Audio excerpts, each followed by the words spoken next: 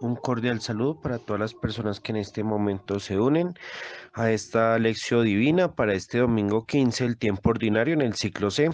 Los invitamos a todos para que bien dispuestos nuestros corazones, los entornos en donde estamos en este momento, bien sea en el transporte, en la casa, en el lugar de estudio, de trabajo, bien sea en la soledad, pero también en compañía de nuestros seres queridos, de nuestros compañeros, familiares, amigos, miembros de una comunidad parroquial o pastoral. Qué bueno es poder dedicar estos minutos de encuentro con la palabra del Señor. Por eso nos vamos a disponer de la mejor manera, pidiéndole al Señor que sea el quien acompañe este momento.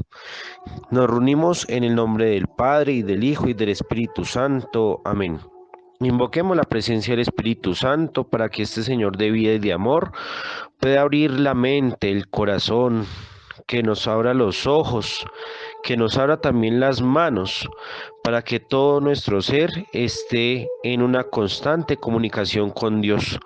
Consagrémonos por completo a Él y pidámosle con humildad que nos acompañe, que este encuentro con la palabra sea esa inyección de amor para que toda nuestra vida sea testimonio de su presencia en nosotros. Ven, Espíritu Santo, llena los corazones de tus fieles y enciende en ellos el fuego de tu amor. Envía, Señor, tu Espíritu, y todas las cosas serán creadas y renovarás la faz de la tierra. Amén. Espíritu Santo, ilumínanos y santifícanos. Vamos a tomar entonces el Evangelio según San Lucas en el capítulo 10, versículos 25 al 37. Lucas 10, 25 al 37. Abrimos entonces nuestras Biblias e iniciamos esta lección divina con el primer paso, que es la lectura. Se levantó un legista y dijo, para ponerle a prueba: Maestro, ¿qué he de hacer para tener en herencia vida eterna? Él le dijo: ¿Qué está escrito en la ley? ¿Cómo lees? Respondió: Amarás al Señor tu Dios con todo tu corazón, con toda tu alma, con todas tus fuerzas y con toda tu mente, y a tu prójimo como a ti mismo. Díjole entonces: Bien has respondido, haz eso y vivirás. Pero él, queriendo justificarse, dijo a Jesús: ¿Y quién es mi prójimo? Jesús respondió: Bajaba un hombre de Jerusalén a Jericó y cayó en manos de salteadores, que después de despojarle y darle una paliza, se fueron dejándole medio muerto. Casualmente bajaba por aquel camino un sacerdote, y al verlo dio un rodeo. De igual modo un levita que pasaba por aquel sitio le vio y dio un rodeo. Pero un samaritano que iba de camino llegó junto a él, y al verle tuvo compasión. Acercándose, vendó sus heridas, echando en ellas aceite y vino, y le montó luego sobre su propia cabalgadura. Le llevó a una posada y cuidó de él. Al día siguiente sacó 2 denarios y se los dio al posadero, diciendo: Cuida de él, y si gastas algo más, te lo pagaré cuando vuelva.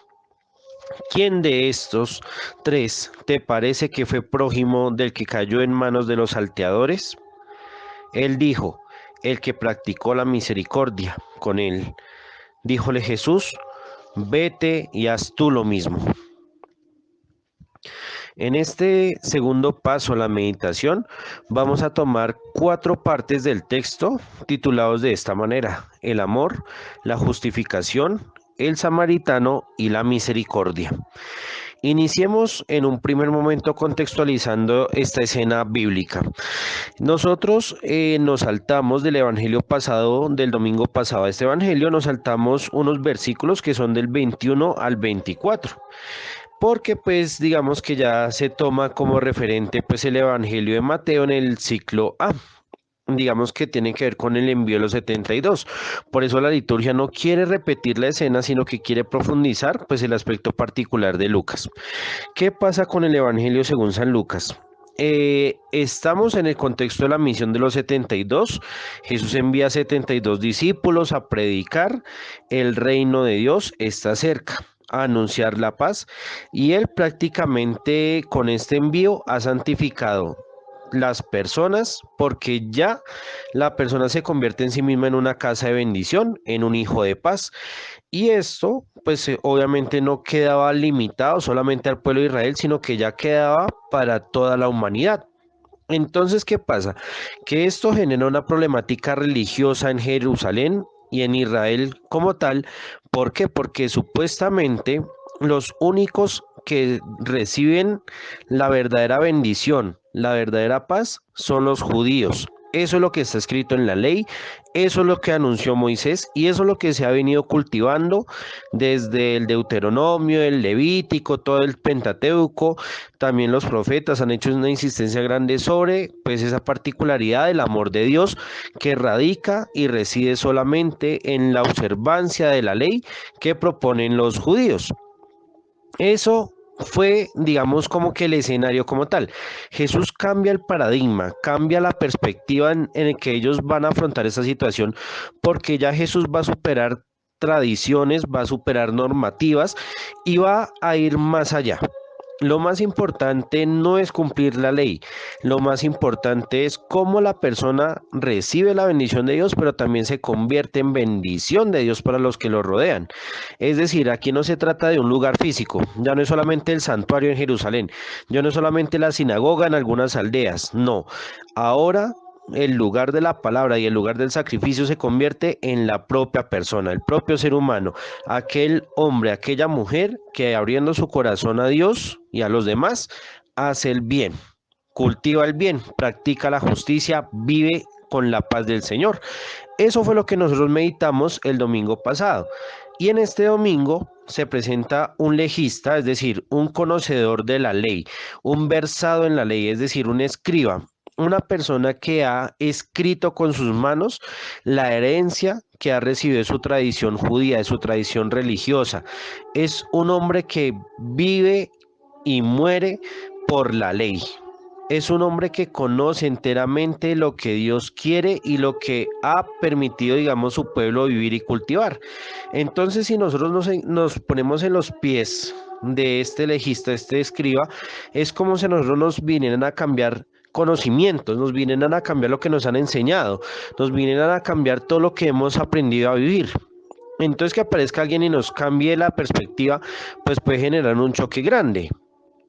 Entonces este legista se pone en pie, se levanta y le pregunta a Jesús por la herencia, es decir, yo quiero tener la vida eterna, es decir, él está hablando de una posesión, yo quiero tenerla, yo quiero ser eterno. Entonces aquí vemos una señal un tanto egoísta, porque no se trata solamente de recibir. O sea, no es que Dios me está regalando, no es que como por mis propios medios, cómo yo puedo obtener, cómo puedo yo ser justo ante Dios, cómo desde mis capacidades, desde mis habilidades, desde mi rectitud, yo puedo conseguir la vida eterna. Esta es una pregunta que muchas veces también en nuestros ambientes cristianos, en nuestros ambientes católicos, también se da muchas veces.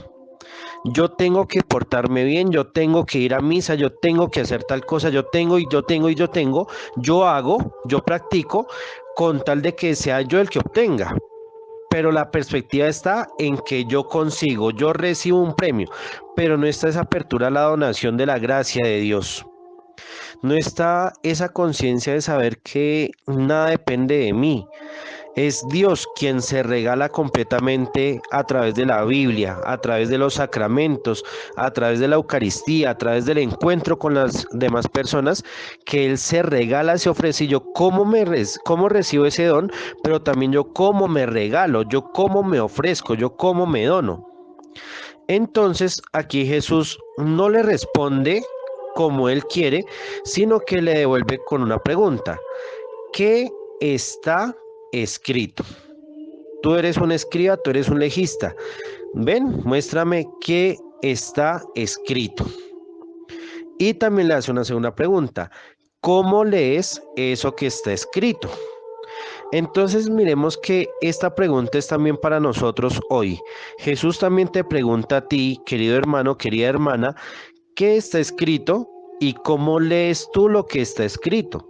Una cosa es que esté escrito algo, otra cosa es cómo tú tienes la capacidad de abrir los ojos, de abrir la mente y el corazón y entender, comprender, interpretar y analizar eso que te presenta a ti. Entonces el legista le repite de memoria lo que está escrito. Amarás al Señor tu Dios con todo tu corazón, con toda tu alma, con todas tus fuerzas y con toda tu mente, y a tu prójimo como a ti mismo. Es decir, Él le responde de una, sin titubear, sin dar posibilidad a una mala interpretación. No, Él simplemente repite. Él no analiza, él no responde la pregunta que le dice Jesús, ¿cómo lo lees? No, él solamente le dice lo que está escrito. Entonces aquí nosotros vamos a hacer un paréntesis para entender bien este texto. ¿Qué significa amarás al Señor tu Dios? Como lo hemos venido diciendo muchas veces, la palabra amar, el verbo amar es una palabra compuesta del latín. A, que significa sin, y mortis, que significa muerte. Es decir, el amor es todo aquello que no tiene muerte. Palabras más, palabras menos. Amar significa procurar la felicidad y el bienestar para que esa otra persona, ese otro ser, no fallezca. Y no hablamos de un fallecimiento temporal, de un fallecimiento carnal. Estamos hablando de que ese ser o que esa persona tenga todo lo necesario para conservar su existencia, para conservar su valor, para conservar su dignidad.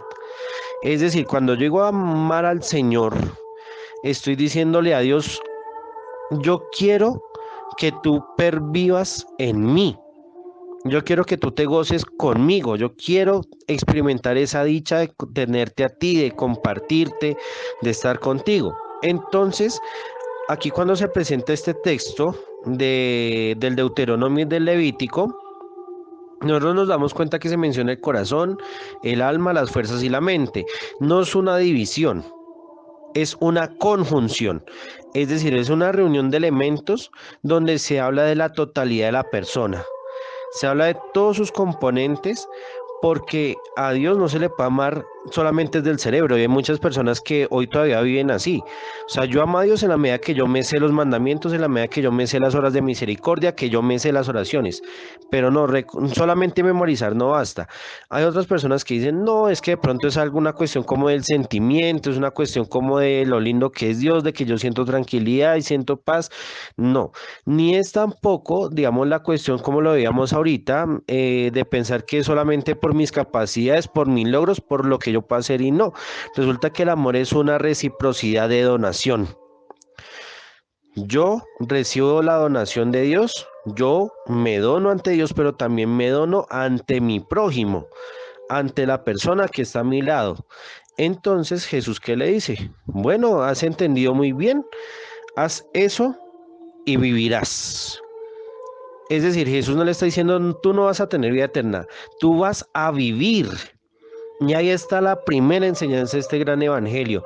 La clave de una persona que recibe el amor de Dios y que se convierte en amor de Dios, vive, existe, en la medida que se cumple esta realidad. Venimos ahora con la justificación. Entonces, ¿qué pasa con el legista, con este escriba, con este conocedor, con este versado en la ley? Él quiere justificarse. Acá tenemos que hacer una claridad. No es justificarse en el sentido como lo entendemos en la contemporaneidad, de dar argumentos, de querer como demostrar algo, de querer validar algo, de querer demostrar su postura que es correcta. No, eso no es la justificación en el concepto bíblico. En la Biblia la justificación es la manera en cómo yo me declaro justo, cómo yo me declaro correcto, cómo yo valido que estoy cumpliendo la ley y que estoy practicando la justicia y que en esa medida yo como justo obtengo justamente la bendición, la paz y el amor de Dios. Entonces, esta persona quiere declararse a sí misma, es decir, volvemos al punto del egoísmo. O sea, quiere ante Jesús demostrarse que Él es correcto. Es decir, que eso que él había hecho con las 72 personas no valía tanto la pena. ¿Por qué? Porque solamente vale conocer la ley, practicar la ley y ya, pare de contar. Entonces él hace una pregunta. Jesús, ¿quién es mi prójimo? Nosotros aquí tenemos que hacer una insistencia también en repetir esta pregunta de Jesús en nuestra oración. Cada vez que yo le doy gracias a Dios o cada vez que yo le pido perdón a Dios o cada vez que yo le pido algo a Dios, le suplico algo, yo tengo en cuenta a mi prójimo. Oye Jesús, en este proyecto que yo estoy haciendo, ¿quién es mi prójimo? Oye Jesús, en esta actividad que yo voy a realizar, ¿quién está siendo mi prójimo? Por eso las grandes misiones no son las que se hacen en otros continentes, donde hay gente de pronto armada que me pueda atacar por mi fe. No, o sea, la misión comienza justamente con la persona que está a mi lado, con la persona que tengo al frente, con la persona que está conmigo. ¿Por qué? Porque prójimo es muy distinto al hermano. El prójimo, ¿quién es? Es el vecino, es el cercano que no tiene un lazo natural o un lazo que me una, así como pasa con la familia. Sí, o sea, mi lazo puede ser mi pareja, pero es porque yo decidí estar con ella. En cambio, mi vecino no, mi compañero de trabajo no, mi jefe no. ¿Por qué? Porque no somos familia, no somos hermanos, pero sí somos prójimos. Somos vecinos, somos cercanos.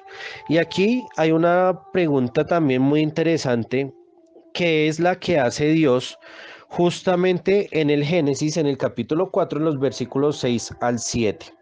Cuando este legista le pregunta a Jesús, ¿quién es mi prójimo? Nosotros tenemos que mirar, primero, antes de reconocer al prójimo, ¿te reconoces tú mismo? ¿Tú eres capaz de ver tu rostro? ¿Qué dice este texto de Génesis? Yahvé dijo a Caín, ¿por qué andas irritado y por qué se ha abatido tu rostro? ¿No es cierto que si obras bien podrás alzarlo? Pero si no obras bien, a la puerta está el pecado acechando como fiera que te codicia y a quien tienes que dominar. La pregunta del legista parte de la pregunta que hay en nuestra conciencia. ¿Quién soy yo? Si yo no respondo claramente quién soy yo, no puedo reconocer quién es mi otro. ¿Quién es el otro yo que se me presenta ante mí? Y esta pregunta que hace Dios es también para cada uno de nosotros. ¿Por qué andas irritado? ¿Por qué se entristece tu rostro? ¿Por qué tú no alzas la mirada? ¿Por qué tú no ves a las personas que te rodean? ¿No es cierto que si tú hicieras el bien, podrías mirar bien a los demás? ¿No es cierto que si haces el bien, tú puedes alzar tu mirada sin pena, sin miedo, sin tristeza? Pero como no estás haciendo el bien, a la puerta está el pecado. El pecado está más cerca de nosotros que nuestro propio prójimo. Está como una fiera que me codicia como una presa, que me desea, que me anhela cazar, que me anhela capturar. Pero yo tengo que dominar ese pecado. Entonces, aquí entendemos por qué la lógica de Jesús es muy distinta a la lógica de nosotros. Nosotros queremos vivir eternamente, queremos obtener la salvación, pero eso nos olvida preguntarnos quiénes somos y quiénes son nuestros prójimos.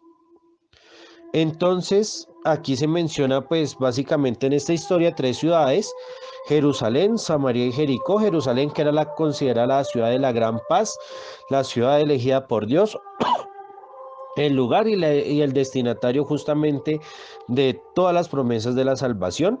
Se menciona Samaria, que es el lugar del paganismo, que es el lugar criticado por ser un pueblo infiel, un pueblo idólatra, un pueblo que se ha marchado de Dios. Pero también se menciona Jericó, que ha tenido pues una trascendencia bíblica muy interesante, porque pues aunque el nombre está dedicado a la diosa de la luna, ha sido justamente la puerta de entrada y de salida para que los judíos hayan alcanzado la tierra prometida, para que los judíos hayan recuperado su tierra después del destierro, pero también para que haya sido un paso obligado de Jesús para lograr su Pascua definitiva. Entonces, ¿qué pasa? Que Jesús comienza esta bella historia. Baja un hombre de Jerusalén a Jericó, es decir, venía un hombre del lugar de la paz al lugar pues de paso, al lugar de paso, de transición, de cambio. Este hombre salió a un encuentro y se fue justamente a mirar cómo iba a cambiar, cómo iba a modificar su vida. Sin embargo, cayó en manos de salteadores, de ladrones. Entonces aquí miramos justamente que se presenta un mal social que ha perdurado a lo largo de muchos años, ¿no? Está el ladrón, están los ladrones, aquellas personas que por sus propios medios y con su violencia quieren obtener cosas ajenas, porque no son capaces de tenerlas por sus propios medios, por sus propias fuerzas, digamos, de trabajo, de amor, de dedicación. No, simplemente quieren lastimar, agredir para obtener un bien. ¿Cuál es el ladrón que puede aparecer en nuestra vida? El pecado. Esa presa que te está codiciando, que te desea, pero que tú tienes que dominar. Sin embargo, el pecado llega y destruye toda la vida. Dice el texto acá que Jesús mencionó que estos ladrones, después de quitarle todo, despojarlo todo, le dieron una paliza y lo dejaron medio muerto. ¿Qué hace el pecado en tu vida? Ataca el camino que tú has emprendido de encuentro con Dios. El pecado es aquella situación que te quita a ti la identidad. El hecho de dejarlo casi desnudo es un símbolo para decir, o sea, perdió su ropa, perdió su identidad, está perdiendo su condición humana, pierde obviamente los bienes, ¿sí? O sea, para nadie es un secreto que quien comete un pecado, sea leve o sea grave, pierde siempre algo, pierde el amor de su ser querido, pierde su reputación, puede perder lo que ha ganado con su trabajo, con su dedicación. Cuando alguien comete pecado, expone su propia integridad física, expone su salud, expone su descanso, expone su tranquilidad. Pero lo más triste es que cuando el pecado se convierte en una obsesión, se convierte en algo que no se puede dominar y termina acabando la vida. Es decir, este hombre que quedó en el borde del camino es una persona que ha perdido todo, que se ha dejado robar todo y en ese sentido está en riesgo de perder su existencia.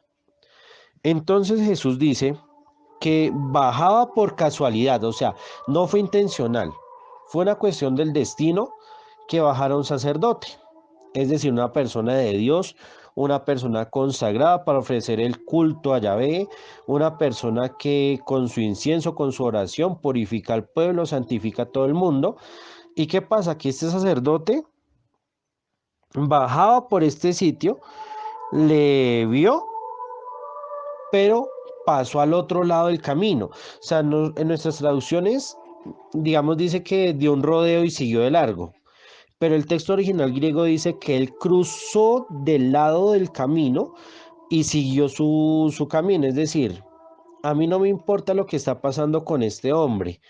¿Por qué? Porque pues el sacerdote sabía que la ley le impedía tocar sangre. Si este hombre herido tenía sangre, pues obviamente el sacerdote no podía tocarlo porque quedaba contaminado. Y al quedar contaminado, pues no podía ofrecer su sacrificio a Dios. Entonces este sacerdote hizo lo correcto ante la ley, pero no hizo lo correcto ante Dios. Y eso es lo que quiere llamar la atención Jesús. Lo mismo pasó un levita, es decir, una persona que servía en el templo, una persona que conocía de Dios, una persona que recibía los lamentos humanos y los ofrecía al sacerdote para que el sacerdote los ofreciera a Dios. El levita era una persona encargada justamente de preparar el templo y preparar el sacrificio, era una persona encargada de purificar los animales, de purificar las personas para que puedan celebrar el culto. Pero ¿qué pasa? Que él también se hace aparte, es decir, él se hace lejos de este herido y sigue su camino. Es decir, aquí encontramos una posición netamente egoísta, tanto en el sacerdote como en el levita. Sí, están cumpliendo la ley les impedía tocar sangre, les impedía tener contacto con un herido, pero hacer lo correcto ante la ley no siempre es hacer lo que es verdaderamente bueno. Y eso es lo que encontramos hoy en día. ¿Qué hacemos con la persona que ha caído en el pecado? Nos apartamos, nos hacemos a un lado y dejamos que él se siga pudriendo, que él se siga dañando, que él se siga contaminando, pero mientras no me toque a mí, no pasa nada. con tal no me perjudique a mí, no pasa nada y yo sigo mi camino. Pero ¿qué pasa? Que este sacerdote y este levita bajaban de Jerusalén a Jericó también. Es decir, no subían al culto, ellos bajaban del culto. ¿Eso qué nos quiere decir también? Un llamado especial a nosotros, que no todas las personas que celebran la piedad o la fe son personas buenas. Y en eso es una confrontación para nosotros mismos también. ¿Cuántas veces nos contentamos en misas, en alabanzas, en oraciones, en, mejor dicho, una cantidad de cosas, en marchas, caminatas, que la vela, que una cosa y que la otra? Pero ¿qué hacemos con la persona que ha caído? ¿Qué hacemos con la persona que ha perdido su identidad, que ha perdido su vestido? ¿Qué hacemos con aquella persona que ha perdido su salud, su condición? Entonces nos apartamos y seguimos el camino. Entonces aparece la figura del samaritano, que el escriba sabía muy bien quién era el samaritano. Era un pagano, era una persona infiel ante Dios, era una persona juzgada por sus acciones, porque no era de Jerusalén, no era judío, él no era bueno, no era justo. El samaritano era una persona que ante el estereotipo social judío era la imagen del pecador como tal. Entonces él va haciendo su camino, él va, no, o sea, no nos dice si va subiendo y va bajando, él simplemente dice, va caminando y llega junto a él. Es decir, él, su camino está en el encuentro con el camino de este hombre herido. Y recordemos que esa imagen del camino es la representación de la historia que está justamente enmarcada pues hacia Dios. Toda mi vida es un camino de preparación para llegar ante Dios. Entonces este hombre ve que su camino se ve tocado por el camino de este hombre que está herido. Él llega y siente compasión. En el verbo griego que encontramos en la traducción, digamos, original, dice que sintió ese dolor de vientres, es decir, él sintió ese dolor de las mamás cuando ya el hijo va a nacer. Esas contracciones, ese dolor de entrañas, de vientre, de útero, de la matriz como tal. Es decir, este hombre siente prácticamente que este herido es como su hijo. O sea, es un dolor que solamente se experimenta desde la naturaleza del amor, desde la naturaleza del vínculo. Pero entonces aquí nos damos cuenta que no había ningún vínculo entre ellos dos. Él simplemente se hizo cercano, él se hizo prójimo. Y entonces aquí lo bonito que propone Jesús son 7 acciones. Es decir, estas 7 acciones manifiestan la plenitud del acto del amor. Entonces la primera acción, se acercó a él, es decir, no se hizo lejos, no cambió su camino, no siguió de largo, él se acercó, se detuvo y llegó hasta él, hasta su presencia, hasta su rostro. Él lo reconoció. Segundo, vendó sus heridas, es decir, empezó todo un proceso de reconstrucción de la identidad. Vendar las heridas no es eliminar las heridas, es darles una nueva forma de contemplación y de observar que cada herida es también una enseñanza para nosotros. Por eso las heridas no hay que ocultarlas, es hay que vendarlas, hay que cuidarlas porque esas heridas también nos dan una lección a nosotros. Eso es lo que hace el pecado, quiere degradar nuestra imagen. Entonces me da pena, yo la oculto. Pero cuando yo me dejo encontrar por Dios, ¿yo qué hago? Yo cambio mi perspectiva. Yo miro que esa oportunidad fue una oportunidad de redención y de salvación. Por eso en el pregón pascual lo que se canta es muy bello y muy especial. Feliz la culpa que mereció tan grande redentor.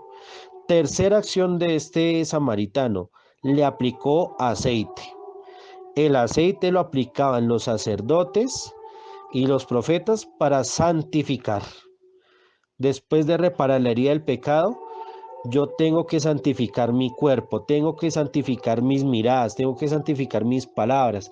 El aplicar el aceite es un signo, pues en ese tiempo de Jesús era también un signo curativo, un método paliativo para obviamente aliviar el dolor, pero también si lo vemos desde el ámbito religioso, es una forma de santificar. Solamente se aplicaba aceite a personas, a piedras y a templos, porque allí se decía que eso era posesión de Dios. Esa persona, esa roca o ese templo, allí está Dios presente. Entonces, este herido no es causa de contaminación. Este herido ahora es presencia de Dios. Cuarta acción, también le aplicó vino. Y el vino es la alegría. Algo importante en la teología de Lucas es la alegría. Siempre hay alegría cuando hay una señal prodigiosa de Dios, hay alegría cuando los hombres se aman, hay alegría cuando el pecador se convierte ante Dios. Por eso démonos cuenta de toda esa acción que está haciendo el samaritano y también confrontémonos a nosotros mismos. Yo santifico a las personas que están a mi lado. Yo soy capaz de alegrar la vida de las personas que están a mi lado. Quinta acción, lo montó en su cabalgadura, es decir, lo lleva en su camino. Ya su camino no se hace solo, ya mi camino se hace con otra persona. Sexta acción, lo lleva a una posada, es decir, a una casa pública. No lo lleva a su casa privada porque ya para la mentalidad de Jesús y para la mentalidad de los discípulos de Jesús, no hay nada privado. Ya todo es público, ya todo es compartido, todo es comunitario. Ya nada es exclusivo, todos son bienvenidos. Y la séptima acción, lo cuida, lo cura. ¿Qué fue lo que Jesús les dijo a los 72? Vayan y curen a los enfermos. Esa es la séptima acción. Cuídenlos, cúrenlos, protéjanlos, acompáñenlos. Y en esa forma de cuidar está obviamente lo que él le dice al posadero. Cuida de él. Y si algo gastas de más, yo te lo pagaré cuando vuelva. Es decir, Jesús está hablando de una donación total. ¿Qué hizo este samaritano? Se donó completamente para rescatar la vida de esta persona que quedó herida. Entonces aquí miramos cómo Jesús cambia la mentalidad de este escriba. No le está explicando lo que está escrito. Él le está explicando la nueva forma de leer lo que está escrito. Entonces, Jesús cierra esta historia con una pregunta. ¿Quién de estos tres te parece que fue prójimo? ¿Quién se hizo cercano? ¿Quién se hizo vecino del que ha caído en manos de los ladrones? Traduciéndolo según esta meditación, ¿quién se acercó a este que cayó en el pecado? ¿Quién se acercó a esta mujer que perdió su identidad, que perdió sus bienes, perdió su salud y está perdiendo su vida por caer en el pecado? ¿Quién se acercó a este niño, a este joven, a este anciano que se dejó robar su paz, que se dejó robar su familia, que se dejó robar su hogar, que se dejó robar lo que él, lo que ella es? ¿Quién se hizo realmente cercano? El sacerdote que celebra el culto, el colaborador del culto, de lo religioso, que conoce y sabe las rúbricas, que se sabe el misal al derecho al revés, que se sabe toda la historia de la iglesia al derecho al revés, o este tercer hombre. ¿Qué responde el escriba?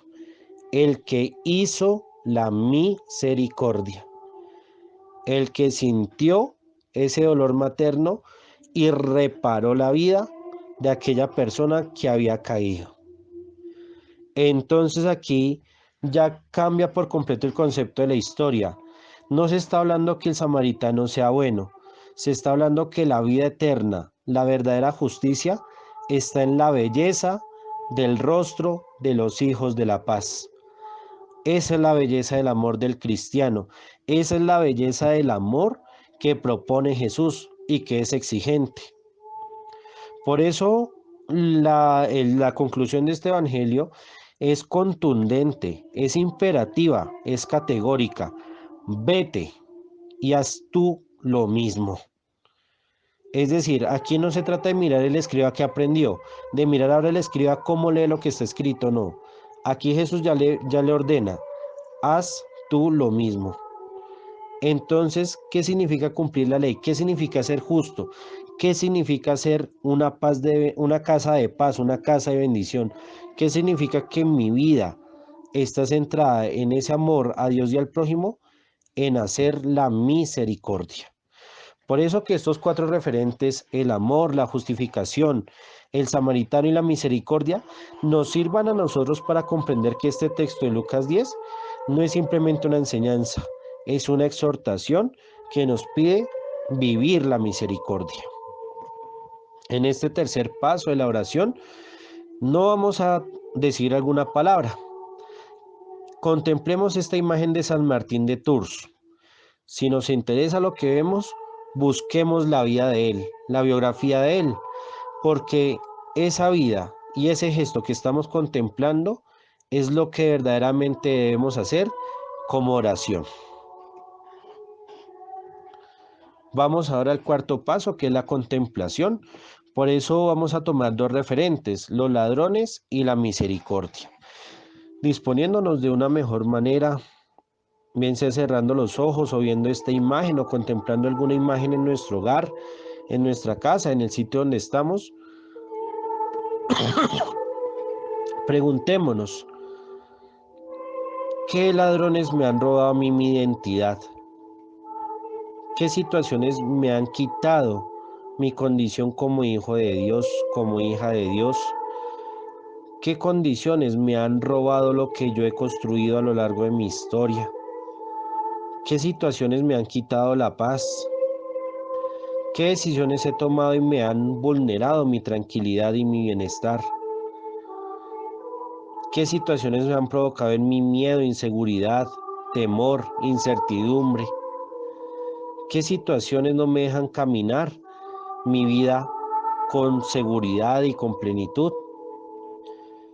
¿Quiénes me han dejado solo en ese momento? ¿Quiénes han pasado de largo y yo esperaba de ellos su compasión, su asistencia, sus palabras? ¿Cómo he afrontado esos momentos de enfermedad, no solamente física, sino también espiritual? Yo he sentido que alguien ha orado por mí o por el contrario me han abandonado. Pero yo también, ¿cuántas veces he sido ladrón o una ladrona? ¿Cuántas veces he hecho perder la identidad de otras personas, compañeros de trabajo, familia, vecinos?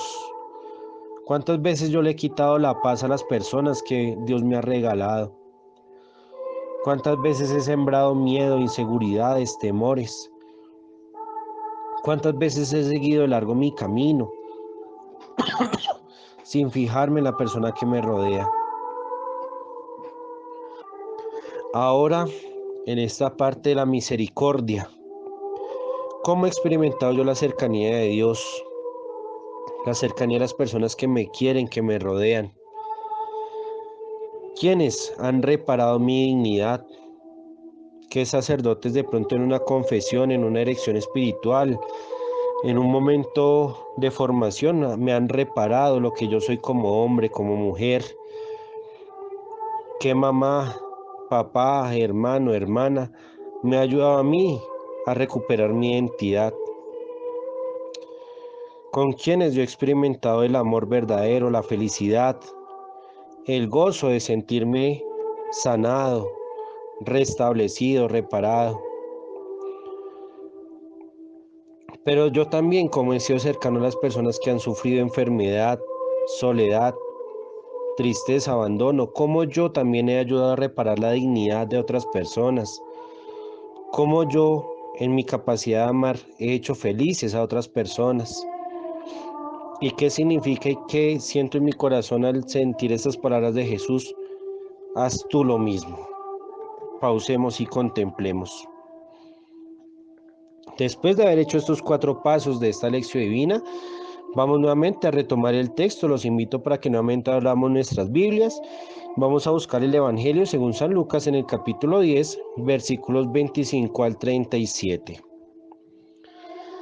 Primer paso a la lectura, vamos a responder a estas preguntas. ¿Qué personajes están presentes? ¿Cómo se da el diálogo con Jesús? ¿Cuál es la historia que presenta Jesús? ¿Qué enseña la acción del samaritano? ¿Qué sucede con el legista? Pausemos y respondamos. En este segundo paso, la meditación, ¿qué quiere decir el texto? Vamos a responder estas preguntas. ¿Por qué prueba a Jesús un legista? ¿Por qué Jesús contesta con preguntas? ¿Qué significa el amor para Dios y el prójimo? ¿De qué manera se vive el amor al prójimo? ¿Por qué amar es igual a vivir la misericordia? ¿Qué significa hacer lo mismo? Pausemos y meditemos. Para este tercer paso, la oración, vamos a unirnos al salmo que la liturgia nos propone para este domingo 15. Repitamos estas palabras desde el corazón, pero también hagamos la carne, hagamos la acción en nosotros mismos. Los mandatos del Señor son rectos y alegran el corazón. La norma del Señor es límpida y da a luz a los ojos. El temor del Señor es puro y eternamente estable. Los mandamientos del Señor son verdaderos y enteramente justos. Ahora, en este cuarto paso, la contemplación, hagamos un momento de silencio y revivamos este encuentro con el Señor. ¿Cómo dialogo yo con Jesús? ¿Qué preguntas tengo sobre el amor a Dios y al prójimo? ¿Qué personaje represento actualmente en mi vida? ¿Cómo me siento cuando Jesús me invita a amar con actos? ¿Yo estoy realmente dispuesto a ser prójimo de los demás? Pausemos y contemplemos. Hemos llegado al quinto paso, que es la acción. Por eso yo creo que lo más coherente es asumir la invitación que hace Jesús. Vete y haz tú lo mismo. No dejemos de lado la invitación que hacemos en este subsidio. Asistamos a nuestro templo. Dejémonos cautivar y enamorar del misterio que se presenta en la celebración litúrgica.